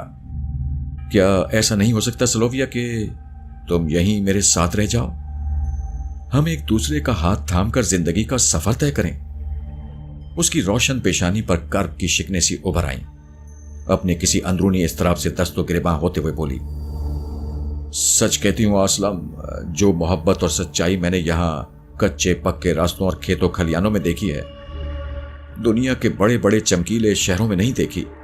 इस मोहब्बत और सच्चाई की एक अलामत तुम भी हो असलम। मेरे बस में हो तो मैं तुम्हारा हाथ थाम कर जिंदगी भर इन्हीं खेतों और गली कूचों में घूमती रहूं। मैं यहां की हर जुबैदा, हर चांद और हर बाबे सादिक से मिलना चाहती हूं। इस प्यार भरी खालिस जिंदगी को अपने अंदर जज्ब करना चाहती हूं, लेकिन मैं जानती हूं मैं ऐसा नहीं कर सकती। मैंने पिछले चंद हफ्तों में जो दुश्मनी पाल ली है, ये मुझे मजबूर करती है कि मैं कहीं दूर जाकर चंद साल तक बिल्कुल अलग थलग जिंदगी गुजारूं। ये अलग थलग जिंदगी हम दोनों भी तो गुजार सकते हैं। हम पाकिस्तान ही के किसी छोटे बड़े शहर में रिहाइश रख सकते हैं, मैंने उदासी भरे लहजे में कहा। उसने एक बार फिर मेरी आंखों में देखा, फिर जल्दी से सर झुका लिया। उसकी शफाफ पेशानी पर कर्ब की शिकनें नमूदार हो गईं। नहीं आसलाम, वो नफी में सर हिलाते हुए बोली, तुम जैकब और हार्डी की कीना परवर फितरत के बारे में कुछ नहीं जानते। ये बड़े धीमे लेकिन बड़े खतरनाक लोग हैं।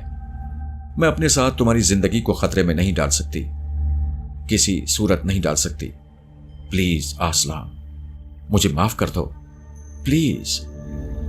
वो उठी और अपने आंसू छुपाती हुई तेजी से बाहर निकल गई। 10 बजे तक डीएसपी इकराम शाह मातहत अमले के साथ बागपुर पहुंच गए। साबू के बाजियाब होने की खबर जंगल की आग की तरह हर तरफ फैल गई थी। इसके अलावा छोटे चौधरी की हलाकत, एएसआई नजीर की मौत और चौधरी अरबाब की गिरफ्तारी की खबर ने भी हलचल मचाई थी। तहसीलदार और उसके हमनवा सुबह सवेरे ही बागपुर आ गए थे। वो जैकब और उसके साथियों पर गिरफ्त नरम करने के लिए भाग दौड़ कर रहे थे। डीएसपी इकराम शाह को शौकत का यह इक़दाम पसंद नहीं आया था कि उसने जैकब और उसके साथियों को आम लोगों के साथ लॉकअप में डाल दिया था। डीएसपी साहब के आते ही उन लोगों को लॉकअप से निकाल लिया गया। बहरहाल अमली तौर पर वो पुलिस की तहवील में रहे। अखबारी रिपोर्टर साबू की तरफ यलगार कर रहे थे। वो उसकी ज्यादा से ज्यादा तस्वीरें लेना चाहते थे। जो नए लोग आए थे वो उस जिंदा अजूबे को देखने के ख्वाहिशमंद थे। उसको तमाशा बनाया जा रहा था। शौकत ने ऐसे लोगों को सख्ती से पीछे हटा दिया। उन लोगों की तवज्जो साबू की तरफ से हटी तो साबू की गमजदा मां की तरफ हो गई। उन्होंने अपने कैमरों और नोटबुक्स के साथ अश्कबार माजी को घेर लिया। उनसे उल्टे सीधे सवाल होने लगे। वो हर एक के साथ हाथ जोड़ रही थी और बस एक ही बात कह रही थी, मेरे साबू को मुझसे जुदा मत करो, वो मेरे बगैर नहीं रह सकता। साबू का असल नाम साबिर था। साबिर उर्फ साबू के सिलसिले में डीएसपी इकराम शाह ने जैकब वगैरह का तवील बयान कलम बंद किया। दोपहर से जरा पहले साबू को हवालात से निकाला गया और बंद गाड़ी में सवार कर दिया गया। उसे अदालत में पेश करने के लिए सरगोधा ले जाया जा रहा था।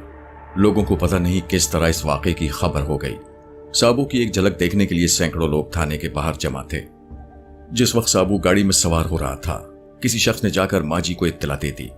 माजी को बताया गया कि उसके बेटे को शहर ले जाया जा रहा है, जहां उसे उल्टा लटकाया जाएगा और मारा पीटा जाएगा। वो मां थी, उसके सीने में ममता से भरा हुआ दिल था। वो कैसे खामोश रहती। वो आहो बका करती हुई शौकत के घर से निकल आई। नंगे सर और नंगे पांव भागती हुई वो थाने पहुंच गई। संतरियों ने उसे रोकना चाहा, वो उनसे उलझ गई। उन्हें धक्के देती हुई वो थाने की डेवड़ी में आ गई। डेवड़ी में एहलकार मौजूद थे। संतरी चीखे, माई को रोको, माई को पकड़ो। एहलकार उसकी तरफ लपके। उसके नातवा जिस्म में मां का लहू जोश मार रहा था। किसमें इतनी सकत थी कि उसे रोक सकता। वो उन्हें धकेलती और मारती हुई अंदर चली गई। साबू, मेरे साबू, वो चीख रही थी। बंद गाड़ी में साबू ने भी उसकी आवाज सुन ली। वो नाकाबिले फहम आवाज में मां को पुकारने लगा। गाड़ी स्टार्ट हो चुकी थी। मां दीवानावार गाड़ी से चिमट गई। छोड़ दो मेरे साबू को, खुदा के लिए छोड़ दो। पुलिस वाले उसे खींचने लगे। गाड़ी हरकत में आ गई। वो खुद को छुड़ाकर गाड़ी के सामने गिर गई। मैं साबू को नहीं जाने दूंगी, मैं अपने बच्चे को नहीं जाने दूंगी। वो गाड़ी के टायर से लिपट गई। अंदर साबू कर्ब से चीख रहा था। पुलिस एहलकार गुस्सा खाकर माजी पर पिल पड़े। वो उसे घसीटते हुए गाड़ी से कई गज पीछे ले गए। लेकिन जब उन्होंने माजी को उठाने की कोशिश की तो वो फिर जिद्दोजहद करने लगी। वो कभी पुलिस एहलकारों के सामने हाथ जोड़ती थी, कभी पांव को हाथ लगाती थी, कभी अपने नातवा जिस्म की सारी ताकत खर्च करके जीप के पीछे जाने की कोशिश करती थी। जीप के अंदर साबू गजबनाक हो रहा था। उसकी चिंगाड़ें लर्जाखेज होती जा रही थीं। यूं महसूस होता था कि वो अभी जीप को उल्टा देगा। जीप बुरी तरह हिचकोले खा रही थी। माजी के सर से खून बह रहा था। उसके कपड़े मिट्टी में लुथड़ गए थे और वो बेचारगी की तस्वीर नजर आने लगी। जब उसने जज्बात से मगलूब होकर एक इंस्पेक्टर को थप्पड़ दे मारा तो एहलकारों ने उसे फिर जमीन पर गिरा दिया और बेदर्दी से कमरे की तरफ घसीटने लगे।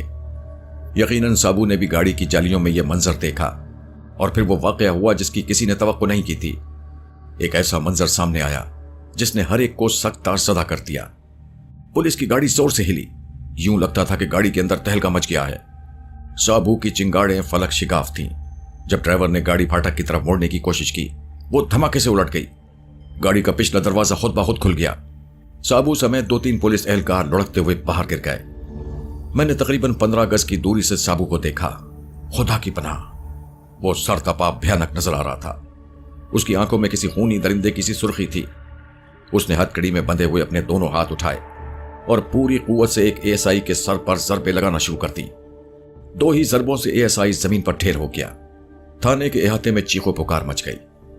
लोग दहशत के आलम में चारों तरफ दौड़ने लगे। इस दौरान में एक फरबा अंदाम थानेदार साबू की गिरफ्त में आ गया। साबू ने उसे अपनी हथकड़ी लगे हाथों के हल्के में जकड़ लिया था। वो वहशियाना कुव्वत से उसे भींचने लगा और थानेदार के हलक से कर्बनाक आवाजें निकलने लगीं। साबू के दोनों इजाफी हाथ, जो निस्बतन कम ताकतवर थे, रस्सियों में जकड़े थे और उसकी नाफ पर रखे थे। थानेदार को जां पर लब देखकर डीएसपी इकराम शाह और शौकत ने पिस्तौल निकाल लिए, लेकिन उनकी समझ में नहीं आ रहा था कि गोली कैसे चलाएं। साबू थानेदार से गुत्थम गुत्था था और गोली किसी को भी लग सकती थी। इस दौरान में एक ऊंचे लंबे कांस्टेबल ने दिलेरी का मुजाहरा किया और अपनी वजनी लाठी से साबू के सर पर पे दर पे सर पे लगाई। कांस्टेबल को देखकर चंद दूसरे एहलकार भी आगे बढ़े। किसी ने लाठी मारी, किसी ने बंदूक का वजनी कुंदा मारा। साबू कर्ब से चीखता हुआ घुटनों के बल गिर गया। नीम बेहोश शहरी थानेदार को घसीटकर साबू की आनी गिरफ्त से निकाला गया। साबू ने उठने की कोशिश की, लेकिन उसे मारने वालों की तादाद बढ़ गई। चंद सेकंड बाद वो औंधे मुंह जमीन पर गिरा और साकित हो गया। उसका सर, चेहरा लहूलुहान थे। मैंने आगे बढ़कर देखा और पहली बार पता चला कि उसके पांव भी बेड़ी में जकड़े हुए हैं। पुलिस एहलकारों ने मिलकर उल्टी हुई गाड़ी को सीधा किया। गाड़ी उलटने से भी 2 एहलकार जख्मी हुए थे। आगे बैठे हुए एक इंस्पेक्टर का बाजू गाड़ी के नीचे दबकर चकनाचूर हो गया था। अचानक मैंने महसूस किया कि मां की चीखों पुकार सुनाई नहीं दे रही है। मैंने पलटकर देखा, वो बरामदे में बेसुध पड़ी थी। उस पर गशी तारी हो गई थी। शौकत और चंद दूसरे एहलकार उसे होश में लाने की नाकाम कोशिश कर रहे थे। रिक्कत आमेज मंजर था। एक तरफ मां बेहोश पड़ी थी, दूसरी तरफ बेटा नीम बेहोशी की हालत में ऐंठ रहा था। दोनों लहूलुहान थे, दोनों बेबसी की तस्वीर थे। इन दोनों का कसूर क्या था? वो तो अपने छोटे से आशियाने में अपनी अलग दुनिया बनाए हुए थे और खामोशी से जी रहे थे। उन्हें उनके आशियाने से खींचने वाले और दर बदर भटकाकर जख्म जख्म करने वाले यही लालची दुनियादार थे, यही गोरी चमड़ी वाले, जिनके नजदीक इस खित्ते के लोग इंसान कम और जानवर ज्यादा हैं। वो उन्हें भेड़ बकरियों की तरह हाँकते हैं और हर नामुनासिब सलूक उनसे ऐन मुनासिब समझते हैं।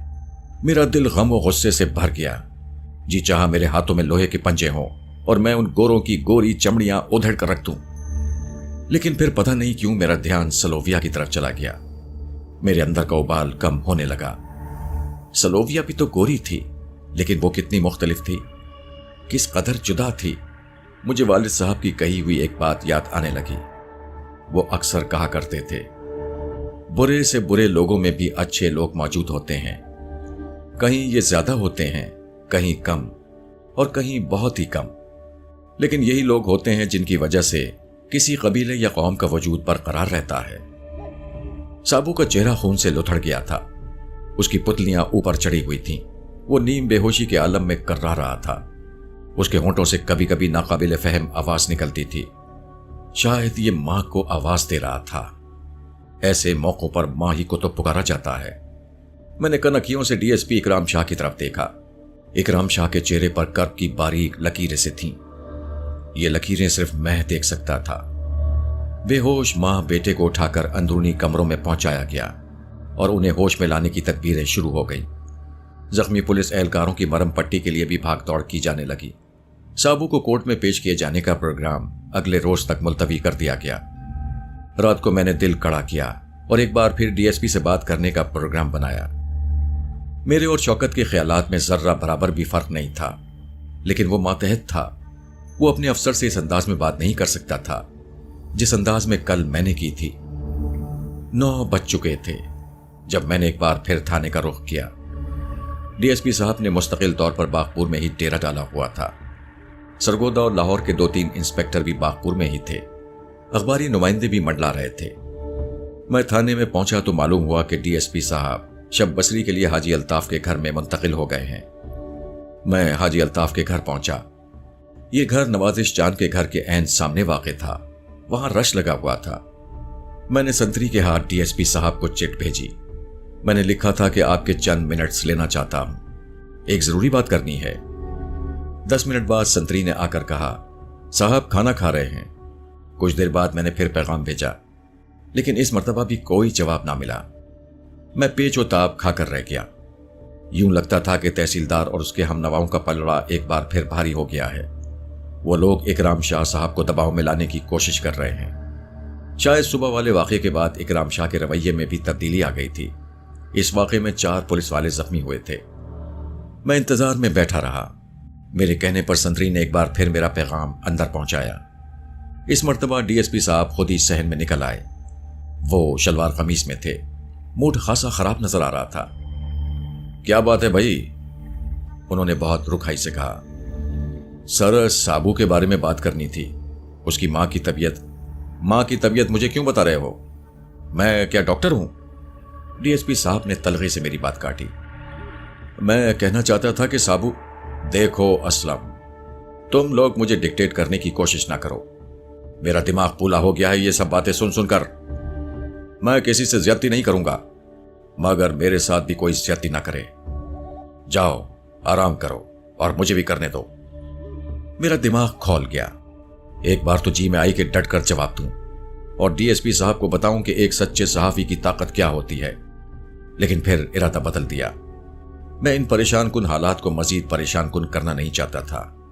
मैंने धीमे लहजे में कहा, मेरा ख्याल है मैंने आपको बेवक्त डिस्टर्ब किया है। मैं अपनी बात कल किसी वक्त कर लूंगा। मेरा ख्याल है कि आप इस प्रोग्राम को खत्म ही कर दें तो बेहतर है। इकराम शाह ने चिड़चिड़ेपन से कहा, मुझे मेरा काम करने दें और आप अपना काम करें। उन्होंने रुख फेरा और पांव पटकते हुए वापस चले गए। मैं खजल सा खड़ा रह गया। अफसोस होने लगा कि आया ही क्यों था।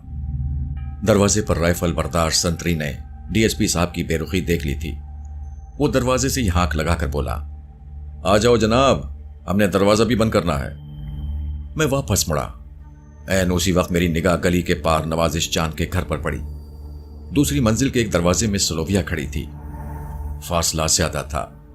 यकीनन उसने मेरी और डीएसपी की गुफ्तगू का मंजर देखा था और शायद डीएसपी साहब के तल्ख व तुर्श अल्फाज भी सुने हों। वो एकदम बरहम नजर आ रही थी। मेरे देखते ही देखते वो नीचे उतरी और गली पार करके हाजी अल्ताफ के सहन में आ गई। संतरी ने उसे रोकना चाहा, मगर वो उसे डांटती हुई अंदर घुस आई। उसका खूबरू चेहरा गुस्से से लाल भभू का हो रहा था। कहां जा रही हो सलोविया? मैंने उसका रास्ता रोका। पीछे हटो, मुझे इनसे बात करने दो, वो मुझे धकेलते हुए बोली। बरामदे में राइफल बरदार कांस्टेबलों ने फिर उसे रोक लिया। वो उन्हें डांटती और धकेलती हुई अंदर घुस गई। उसका अंदाज दिलेराना था। अंग्रेज की हुकूमत खत्म हुए ज्यादा देर नहीं हुई थी। अक्सर लोग अब भी अंग्रेजों से मरूब रहते थे। एक आम अंग्रेज भी आला मकामी अफसर जितनी अहमियत रखता था। चंद ही लम्हे बाद अंदर से तेज लहजे में बातें करने की आवाजें आने लगीं। यकीनन डीएसपी और सलोविया में तो तेज गुफ्तगू हो रही थी। मुझे अल्फाज समझ में नहीं आ रहे थे, लेकिन आहंग से पता चलता था कि दोनों बरहम हैं। फिर धीरे धीरे डीएसपी की आवाज मध्यम पड़ गई, मगर सलोविया उसी तुंद लहजे में बोलती रही। यकीनन वो पूरे कर्ब के साथ साबू और उसकी मां का दुख बयान कर रही थी। तकरीबन 10 मिनट बाद डीएसपी के कमरे से निकली तो उसकी आंखें सुर्ख और अश्कबार थीं। चेहरा अभी तक अंदरूनी जज्बात से सुर्ख था। मैंने उसे मुखातिब करना मुनासिब नहीं समझा। वो सर झुकाए मेरे करीब से निकली और वापस चांद के घर में चली गई। उसकी सच्चाई और साफ गोई का मैं पहले भी मोतरफ था, आज और मोतरफ हो गया। अगले रोज हस्बे प्रोग्राम डीएसपी इकराम शाह साबू को लेकर सरगोदा रवाना हो गए। रवानगी के वक्त माजी भी नवाजिश चांद के घर थी। उन्हें साबू की रवानगी से बेखबर रखा गया था, वरना खदशा था कि कल वाली सूरत हाल फिर पैदा हो जाएगी। होश में आने के बाद वो कोई 100 दफा पूछ चुकी थी कि मेरा साबू कहां है। हमने उन्हें तसल्ली दी थी कि उसे शहर ले जाने का प्रोग्राम खत्म हो गया है। पुलिस उसे बागपुर में ही रखकर 2-4 दिन बाद छोड़ देगी। असल सूरत हाल को उस दुखियारी औरत से छुपाया गया था, और असल सूरत हाल ये थी कि तहसीलदार और उसके बास और साथी साबू को बुरी तरह फंसाने का इरादा रखते थे। वो तो यहां तक कह रहे थे कि साबू पूरी तरह होशमंद है और वो उसे फांसी के फंदे तक पहुंचाकर दम लेंगे। रवानगी के वक्त साबू के सर पर पट्टियां बंधी थीं। उसकी आंखें बेतहाशा सूज गई थीं और इस सूजन के सबब उसका चेहरा कुछ और भी बदहैयत हो गया था। उसे बड़ी एहतियात से बंद गाड़ी में बिठाया गया था। कई हट्टे कट्टे एहलकार उसकी हिफाजत पर मामूर थे। इस अंदेशे के तहत कि साबू गाड़ी में उधम न मचाए, उसे कोई नशा आवर दवा पिला दी गई थी। वो सोया सोया और सुस्त नजर आ रहा था। डीएसपी इकराम खुद भी गाड़ी में मौजूद थे। मैंने डीएसपी का चेहरा देखा। वो खामोश थे और आंखों में सोच करवटें लेती महसूस होती थीं। डीएसपी का जहन क्या सोच रहा था, इस बारे में कुछ भी यकीन से नहीं कहा जा सकता था। बागपुर में बेशुमार लोग यहां वहां गलियों में खड़े थे। गांव से बाहर जाने वाले रास्तों पर भी लोगों का जम्मे गफीर था। ये सब लोग साबू की एक झलक देखना चाहते थे।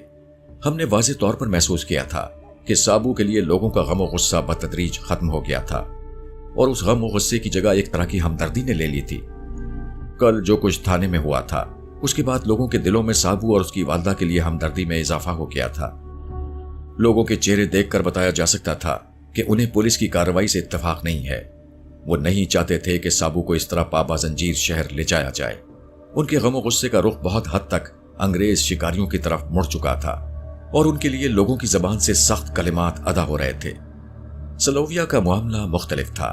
उसके किरदार की तारीफ हो रही थी और साबू के हवाले से उसके रवैये को सराहा जा रहा था। सलोविया की तारीफें करने और उन तारीफों को फैलाने में बाबा सादिक पेश था। सलोविया से उसे अजीब तरह का उन्स था। मैं उस रोज बेहद उदास था। यह दोहरी उदासी थी। एक तो साबू की गिरफ्तारी और उसकी सरगोदा मुंतकली का दुख था, दूसरे सलोविया की जुदाई का गम था। वो विलायत वापस जाने का तहैया कर चुकी थी। जाने से पहले वो अपनी कई छोटी छोटी ख्वाहिशें पूरी करना चाहती थी। उनमें से एक ख्वाहिश ये थी कि वो मेरा घर देखना चाहती थी, मेरी बहन सुरैया और मेरे वालिदैन से मिलना चाहती थी। एक दूसरी ख्वाहिश ये थी कि वो मुझे मेरे दफ्तर में टेबल पर काम करते देखना चाहती थी कि पाकिस्तान में अखबार किस तरह प्रिंटिंग के मरहले तय करता है। लेकिन बहुत सी दूसरी ख्वाहिशों की तरह उसे इन ख्वाहिशों का गला भी घोटना था। उसके पास वापसी के लिए टाइम बहुत कम था। ये तीसरे रोज से पहर की बात है। मैं नवाजिश चांद के घर में मौजूद था। माजी को पुलिस एहलकार रात ही सरगोदा ले गए थे। उन्हें यहां रोकना बहुत मुश्किल हो रहा था। दूसरी तरफ साबू को भी माजी के बगैर काबू रखने में बहुत दुश्वारी पेश आ रही थी। माजी की कुछ चीजें यहां चांद के घर में रह गई थीं। सरगोदा से शौकत का पैगाम आया था कि मैं एएसआई न्याज के हाथों ये अशिया सरगोदा पहुंचा दूं। मैं ये अशिया लेने ही आया था। दिल के किसी गोशे में शायद ये ख्वाहिश मौजूद हो کہ سلوویا کو ایک بار اور دیکھ لوں۔ وہ ابھی تک چاند کے گھر میں اس کی بیوی بچوں کے ساتھ موجود تھی۔ میں اندرونی کمرے میں چاند سے باتیں کر رہا تھا۔ سلوویا باہر صحن کے گوشے میں بیٹھی تھی۔ اس نے اپنے لمبے شہد رنگ بال کھول رکھے تھے۔ وہ چاند کی بیوی سے دیسی انداز میں دیسی گھی کی مالش کروا رہی تھی۔ میں چاند سے باتوں میں مشغول تھا۔ جب اندازہ ہوا کہ کوئی بیرونی دروازے پر آیا ہے، باتوں کی آواز بھی سنائی دی۔ پھر میں نے تیز قدموں کی آہٹ سنی۔ یہ سلوویا تھی۔ وہ جلدی سے اندر آئی۔ اس کا چہرہ کسی اندرونی خوشی سے چمک رہا تھا۔ ایک بڑی اچھی خبر ہے، وہ میرے دونوں ہاتھ تھام کر بولی۔ کیا خبر ہے؟ سابو پولیس کی حراست سے نکل گیا ہے۔ کیا کہہ رہی ہو؟ یہ کیسے ہو سکتا ہے؟ ابھی حوالدار فدا حسین خود بتا کر کیا ہے۔ وہ بہت جلدی میں تھا۔ اس نے کہا ہے کہ سابو کو کورٹ میں پیش کرنے کے بعد واپس تھانے لے جایا جا رہا تھا۔ اس کی والدہ بھی گاڑی میں تھی۔ مضافاتی تھانے کی طرف جاتے ہوئے گاڑی ویران راستے پر پہنچی تو اسٹیشن وین میں سوار چند نقاب پوش ڈاکوؤں نے اچانک گاڑی کو گھیر لیا۔ حملہ اتنا اچانک تھا کہ پولیس والے بھی کچھ نہ کر سکے۔ ڈاکوؤں کے پاس جدید ہتھیار تھے۔ ان کی فائرنگ سے 2 پولیس والے زخمی ہوئے۔ ڈاکو سابو اور اس کی ماں کو چھڑا کر فرار ہو گئے ہیں۔ میں نے شدید حیرت کے عالم میں یہ خبر سنی۔ کچھ یہی کیفیت چاند کی بھی ہوئی۔ ہم اس خبر کی تصدیق کے لیے باہر نکل آئے۔ باغپور کے تھانے میں بھی یہی خبر چکرا رہی تھی۔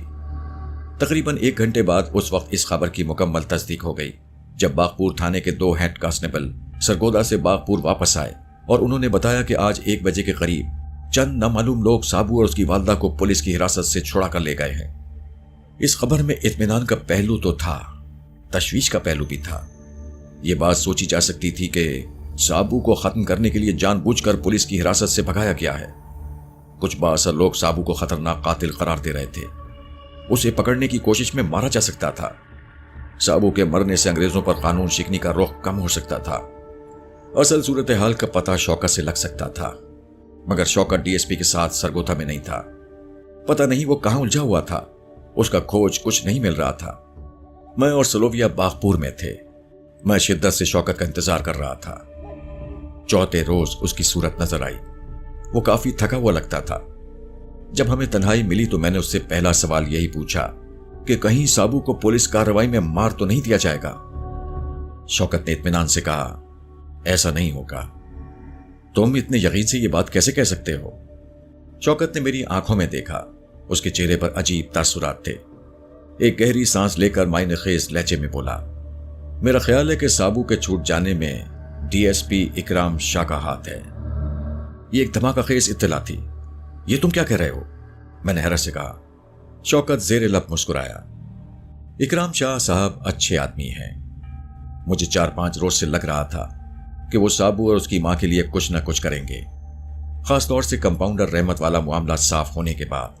جس دن یہ کلیئر ہو گیا تھا کہ رحمت کو سابو نے نہیں مارا، اکرام شاہ صاحب کے رویے میں تبدیلی آ گئی تھی۔ لیکن تم یہ کیسے کہہ سکتے ہو کہ اکرام صاحب نے ہی سابو کو بھگایا ہے؟ یہ کام اتنا آسان نہیں تھا، اور 2 پولیس والے زخمی بھی ہوئے ہیں۔ یار تم خود صحافی ہو، تمہیں پتا ہے پولیس میں سب کچھ چلتا ہے۔ میرے پاس اپنے دعوے کا کوئی ثبوت تو نہیں ہے، لیکن 99% یقین ہے کہ بات وہی ہے جو میں نے تمہیں بتائی ہے۔ تم دیکھ لینا، سابو پکڑا جائے گا اور نہ اسے کوئی نقصان پہنچے گا۔ تمہارا مطلب ہے کہ وہ کسی محفوظ ٹھکانے پر پہنچ چکا ہے؟ ہاں بالکل، شوکت نے سر ہلایا۔ اس کے بعد کرسی پر نیچے کھسک کر اس نے پوچھ سے ٹیک لگائی، اپنے پاؤں انگیٹھی کی طرف کیے اور لمبی جمائی لے کر جسم ڈھیلا چھوڑ دیا۔ حوالدار فدا حسین اندر داخل ہوا۔ مونگ پھلی لاؤں صاحب؟ آہو جی لے آؤ۔ آج تو تیری آواز بھی مونگ پھلی کی طرح کڑاکے دار ہے۔ حوالدار جلدی سے باہر نکل گیا۔ وہ جانتا تھا کہ اب ہم جن بھوت اور تعویذ گھنٹوں کے خلاف کوئی بات شروع کر دیں گے، اور وہ اس طرح کی گمراہ کن باتیں سننا نہیں چاہتا تھا۔ سلوویا کی ولایت چلے جانے کے 2 سال بعد کی بات ہے۔ وہ مارچ کی ایک بڑی سہانی اور چمکیلی سپہر تھی۔ میں دفتر میں اپنی میز پر بیٹھا لکھ رہا تھا۔ میرے دائیں طرف کی کھڑکی سے پھولوں کی خوشبو اور بہار کے جھونکے ایک ساتھ میرے چہرے سے ٹکرا رہے تھے، لیکن میں اس بہار سے بے خبر تھا جو بائیں طرف سے میرے کمرے اور میری اداس زندگی میں داخل ہوئی تھی۔ اس بہار کا نام سلوویا تھا۔ وہ کندھے سے سفری بیگ لٹکائے ادھ کھلے دروازے میں کھڑی تھی اور یک ٹک مجھے کام کرتا ہوا دیکھ رہی تھی۔ अचानक मेरी निगाह उसकी तरफ उठी और उठी रह गई। मेरे वहम व गुमान में भी न था कि मैं इस तरह अचानक उसे अपने सामने देखूंगा। वो कैसे चली आई है, कैसे? मेरे ज़हन ने पुकार कर सवाल किया। ज़हन के अंदर से ही जवाब आया, शायद ये वही कच्चा धागा है जो दो जुदा होने वालों के दरमियान बाकी रहता है और फिर मजबूत होते होते एक दिन नाकाबिल शिकस्त डोर बन जाता है। मेरी और सलोविया की शादी बड़ी धूमधाम से हुई थी। मैंने उस शादी में बागपुर से खास तौर पर बाबे सादिक को बुलाया था। बाबा सादिक वहां के खेतों की सारी खुशबू और वहां के गली कूचों की सारी खूबसूरती अपने साथ लाया। अपनी दिलचस्प बातों और किस्सों से उसने शादी की तकरीब को कश्ते ज़ाफ़रान बनाए रखा। शादी से पहले सलोविया ने इस्लाम कबूल किया। उसका नाम सीमा रखा गया, लेकिन पता नहीं क्या बात थी, मैं उसे सीमा और सलोविया दोनों नामों से पुकारता रहा। शादी के रोज मैंने सलोविया से पूछा था, तुम 2 साल तक मुझसे दूर रही, तुमने सिर्फ एक खत के सिवा मुझसे कोई राब्ता नहीं किया, फिर 2 साल बाद तुम मुझसे शादी करने के लिए यहां चली आई। क्या तुम्हें पता था कि मैंने अभी तक शादी नहीं की? हाँ, मुझे पता था, वो होले से बोली। जब मैंने शादी नहीं की थी और मैं तुम्हें दिन रात याद करती थी, तो फिर यकीनी बात थी कि तुम भी ऐसा ही करते होगे। उसका जवाब ऐसा सादा और मंतकी था कि उसके बाद मैंने और सवाल नहीं पूछा। सलोविया एक अच्छी बीवी और बहुत अच्छी मां साबित हुई। हमारे आंगन में 4 फूल खिले, 2 बेटियां और 2 बेटे। हमारे बच्चों ने अच्छी तालीम हासिल की और उन्हें अच्छा इंसान बनाने की हमने भरपूर कोशिश की। खुदा का शुक्र है कि हम अपनी कोशिशों में कामयाब रहे। गुजरने वाले माहो साल में अक्सर जब हम तन्हा होते थे तो बागपुर के खूनी वाकयात को याद करते थे। ऐसा करते हुए हमारे जहनों में खुद ब खुद साबू और उसकी मां के चेहरे घूम जाते थे। हमें वो नाकाबिले फरामोश जज्बा याद आता था जो हमने माँ जी के सीने में मौजसन देखा था। ये जज्बा मुझे आज भी याद आता है और वाकई खुदा का इनाम किया हुआ ये जज्बा, जिसे हम ममता कहते हैं, अनमोल है। ये जज्बा साबू जैसे करी सूरत बच्चे को भी सीने से लगाता है, उसका मुंह चूमता है, उसको अपना सोना पुत्र कहकर उसकी बेलौस परवरिश करता है और फिर उसकी हिफाजत के लिए उसके सामने अपनी बूढ़ी हड्डियों की दीवार खड़ी कर देता है। दुनिया का हर सितम उसी दीवार से टकराकर बिखरता रहा है और बिखरता रहेगा। आखिर में कुछ जिक्र इंसान के अकीदे का। अकीदा बड़ी अजीब चीज है। ये गलत हो या सही, एक बार बन जाए तो फिर इसका मिटना मुश्किल होता है।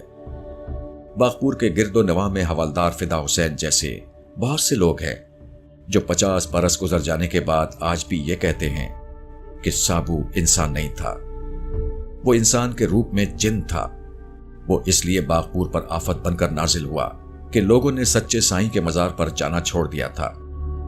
लोगों को सजा देने के बाद साबू और उसकी मां, जो जिनजादी थी, दोनों ओझल हो गए। वो ढूंढने से भी नहीं मिले और वो मिल ही नहीं सकते क्योंकि वो इंसान नहीं थे। ऐसी बातों पर सर पकड़कर बैठने के सिवा और क्या किया जा सकता है।